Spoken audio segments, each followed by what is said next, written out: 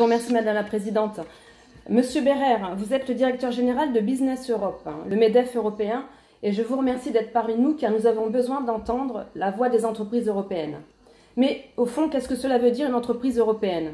Pour nous, c'est une entreprise qui a un attachement particulier, voire une responsabilité vis-à-vis du pays où elle est implantée en Europe.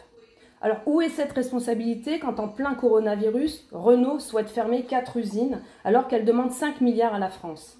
Ou quand Air France utilise les 7 milliards donnés par Paris pour rembourser les voyageurs américains, mais pas les Français? Ou alors, pire, quand Sanofi promet ses vaccins aux États-Unis.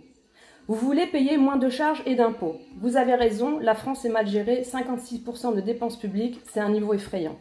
Vous avez donc cette responsabilité, celle d'appeler à stopper l'immigration non qualifiée en Europe. Sinon, vous pouvez oublier les baisses de charges. Cette immigration a un coût.